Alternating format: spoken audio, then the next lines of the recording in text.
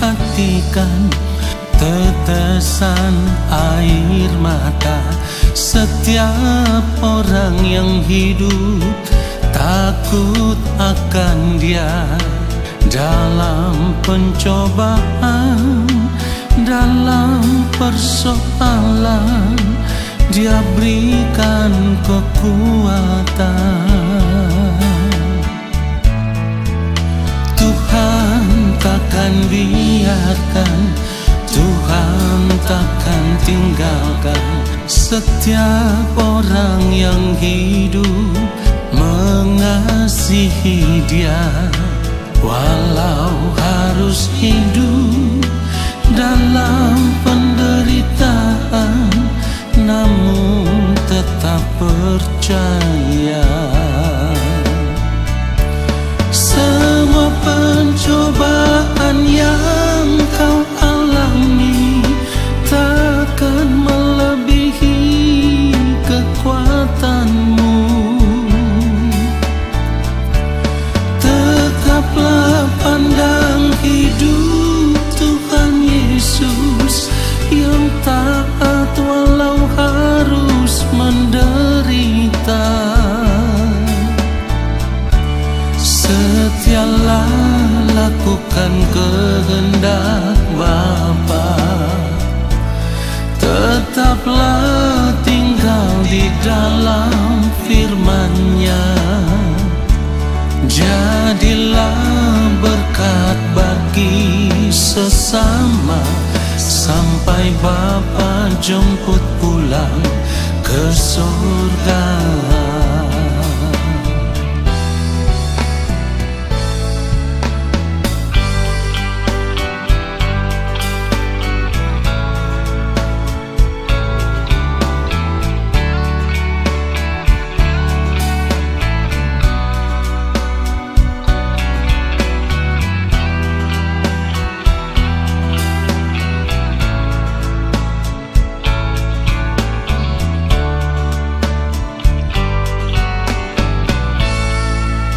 Tuhan takkan biarkan, Tuhan takkan tinggalkan setiap orang yang hidup mengasihi Dia. Walau harus hidup dalam penderitaan, namun tetap percaya. Semua pencobaan yang kau alami takkan melebihi kekuatanmu. Tetaplah pandang hidup Tuhan Yesus yang taat walau harus menderita.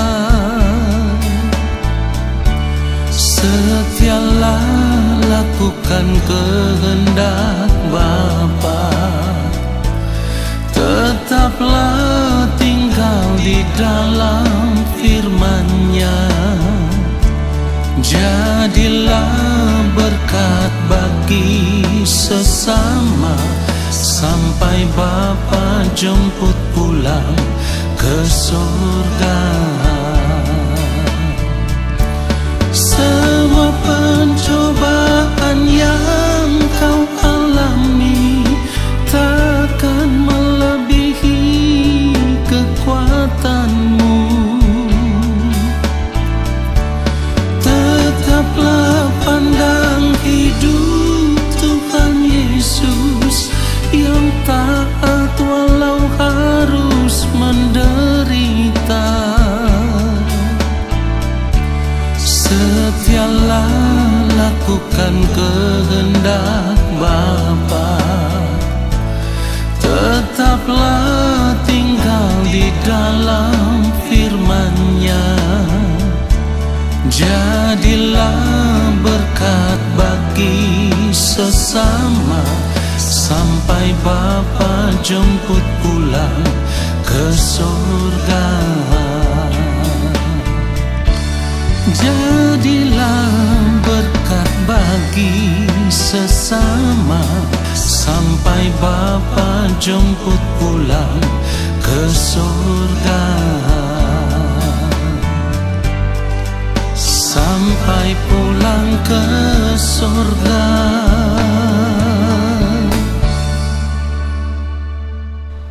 Mari kita siapkan hati kita. Yang Maha Mulia, Allah Bapa yang ada di dalam kerajaan sorga. Inilah saat di mana kami mau berdiam diri di hadirat Tuhan, dan kami mau menanti-nantikan Tuhan berbicara bagi kami.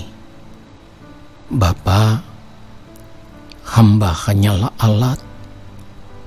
Pakailah lidah bibir mulut hamba untuk menyampaikan setiap kebenaran firman-Mu sesuai dengan apa yang Bapa kehendaki.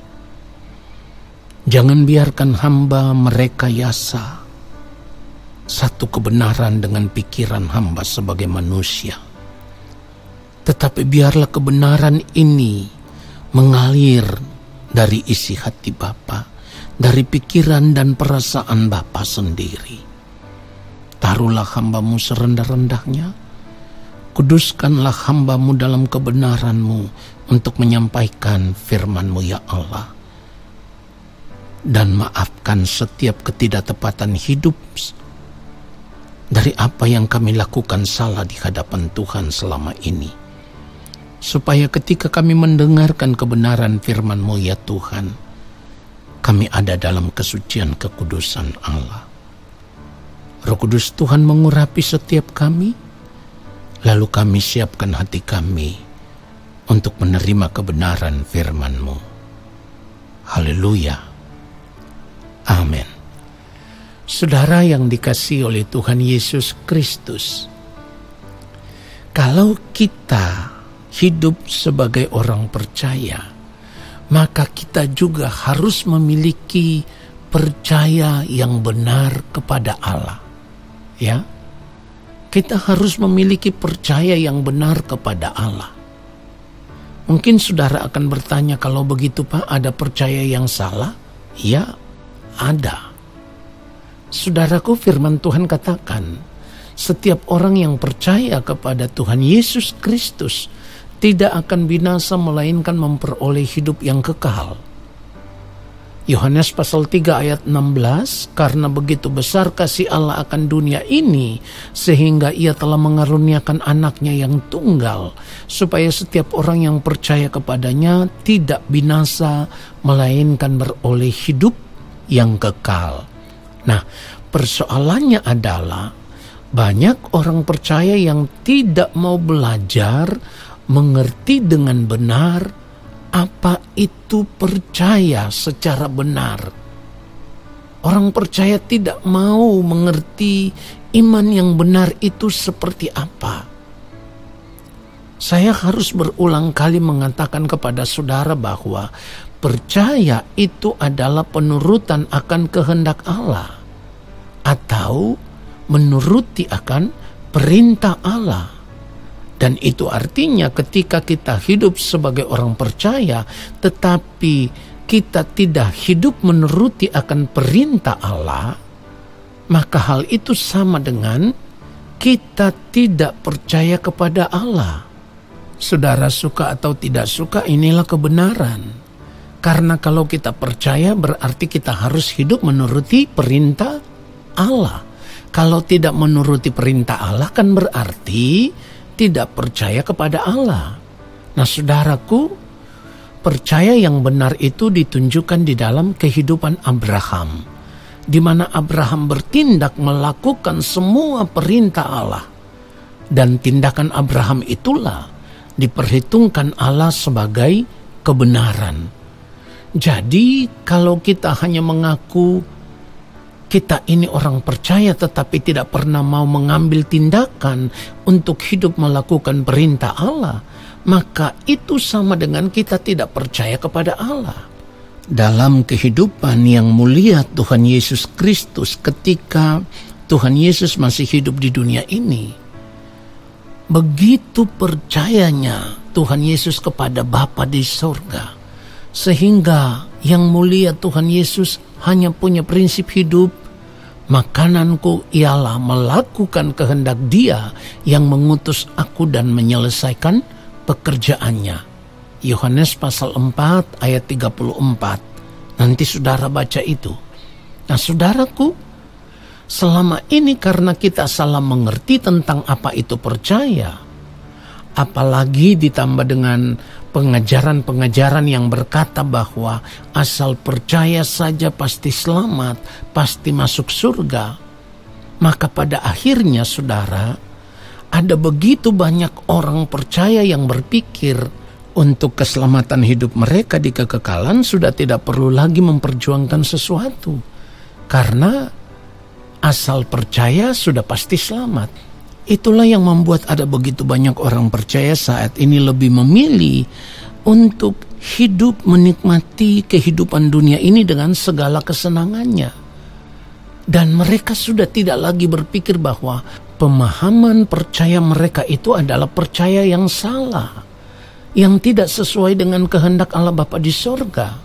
Nah karena sudah terlanjur berpikir bahwa asal percaya saja pasti selamat, maka di dalam doa mereka pun hanya meminta supaya Tuhan menuruti semua permintaan mereka. Mereka meminta supaya Tuhan menuruti semua keinginan diri mereka, dan tanpa sadar Tuhan dijadikan oleh mereka seolah-olah kacungnya mereka. Nah saudaraku, kita semua harus memeriksa diri tentang keadaan hidup ini. Jangan sampai kita juga memiliki cara hidup yang demikian. Saudara yang dikasihi oleh Tuhan Yesus Kristus, cara hidup seperti ini membuat ada begitu banyak orang percaya tidak lagi menyadari bahwa mereka sedang berjalan menuju api neraka. Ingat itu? Dan pengajaran-pengajaran seperti ini juga saudaraku yang menjadi penyesatan yang sedang terjadi di dalam gereja-gereja Tuhan. Tetapi tidak banyak orang percaya yang mau menyadari akan hal ini. Mereka tidak menyadari bahwa mereka sedang disesatkan. Kenapa demikian saudaraku? Karena saat ini ada begitu banyak orang lebih suka mendengar pengajaran-pengajaran yang menyenangkan telinga mereka. Mereka lebih suka mendengar pengajaran yang berbicara tentang kenyamanan hidup dunia, di mana yang diajarkan itu kalau ikut Tuhan pasti diberkati, kalau ikut Tuhan pasti dipulihkan, tentu juga secara ekonomi dipulihkan. Kalau ikut Tuhan juga pasti sukses, ya, pasti disembuhkan kalau sakit, dan banyak hal lainnya yang membuat orang percaya tidak lagi menyadari bahwa mengikut Kristus itu berarti harus hidup sama seperti Kristus telah hidup. Saudara, kalau kita melihat 2 Timotius pasal 4 ayat 3 dan ayat 4, firman Tuhan katakan begini, karena akan datang waktunya orang tidak dapat lagi menerima ajaran sehat, tetapi mereka akan mengumpulkan guru-guru menurut kehendaknya untuk memuaskan keinginan telinganya. Lalu ayat 4 dikatakan apa? Mereka akan memalingkan telinganya dari kebenaran dan membukanya untuk dongeng. Perhatikan itu saudaraku. Ajaran sehat yang dimaksudkan di sini adalah ajaran yang diajarkan oleh Tuhan Yesus. Injil Tuhan Yesus Kristus, Injil yang murni, di mana Injil yang diajarkan oleh Tuhan Yesus ini hanya memiliki satu tujuan, yaitu mengembalikan manusia kepada rancangan Allah semula. Mengembalikan manusia untuk menjadi manusia yang sejati, manusia yang sepikiran seperasaan dengan Allah. Dan manusia seperti itulah yang terlihat jelas di dalam diri atau pribadi Tuhan Yesus Kristus. Saudaraku, pengajaran yang memuaskan telinga itu, yaitu pengajaran yang tanpa sadar menggiring manusia untuk mencintai dunia ini dengan segala kesenangannya. Inilah yang membuat banyak orang percaya memalingkan telinganya ketika mendengarkan kebenaran Injil yang murni. Dan mereka lebih suka mendengarkan pengajaran-pengajaran yang firman Tuhan katakan itu adalah dongeng, saudaraku. Ya, saudara yang dikasihi oleh Tuhan Yesus Kristus, percaya yang benar kepada Allah itu sudah bukan lagi sekedar menerima mujizat, lalu sakit disembuhkan, ekonomi dipulihkan, usaha tidak akan bangkrut, ya. Apa yang diminta pasti diberikan. Saudaraku, kalau kita percaya yang benar kepada Tuhan, sudah tidak lagi seperti itu. Sebab percaya yang benar itu ketika kita ada dalam keadaan apapun, ya, mau susah, mau senang, mau menderita sekalipun, kita akan tetap berjuang untuk hidup menyukakan dan menyenangkan hati Bapa. Hidup melakukan semua kehendak Allah Bapa di sorga. Ya, dalam keadaan apapun kita akan berjuang untuk itu. Nah, lalu mungkin akan timbul pertanyaan begini, jika demikian bagaimana dengan makan, minum, dan pakai? Saudaraku, orang yang benar-benar percaya kepada Allah, dia tahu benar bahwa dalam segala keadaan hidupnya Bapa di sorga pasti pelihara dia sempurna. Dan di dalam segala keadaan hidupnya dia akan memiliki prinsip hidup. Asal ada makanan dan pakaian, cukuplah. Dan firman Tuhan juga mengajarkan, cukupkanlah dirimu dengan apa yang ada padamu. Bahkan di dalam doa, dia tidak akan meminta Tuhan berkati aku dengan berlimpah-limpah, tidak. Tetapi dia akan tetap berdoa dengan formula doa yang sangat luar biasa yang Tuhan Yesus ajarkan. Berikanlah pada kami makanan kami yang secukupnya hari ini. Jadi saudaraku, orang percaya yang benar itu tidak melihat kepentingan dirinya lagi, tetapi bagaimana dia melihat cara hidupnya, seluruh keberadaan hidupnya itu bisa menyukakan dan menyenangkan hati Bapa di sorga. Dia mau hidup hanya sama seperti Kristus telah hidup. Dalam hidupnya Tuhan Yesus, firman Tuhan katakan di dalam Ibrani pasal 5 ayat yang ke-8, dan sekalipun ia adalah anak, ia telah belajar menjadi taat dari apa yang telah dideritanya. Cara hidup seperti inilah yang harus kita ikuti, yang harus kita turuti, yang harus kita contoh. Kiranya kebenaran firman Tuhan ini membuat kita semakin mengerti bagaimana kita percaya dengan benar kepada Allah. Mari kita tenangkan hati dan pikiran kita. Bapa yang maha mulia, Allah yang maha kudus, kami bersyukur untuk kebenaran firman-Mu. Roh Kudus Tuhan kiranya terus menuntun kami, supaya semakin hari kami semakin belajar mengerti apa yang Bapa kehendaki atas kehidupan kami.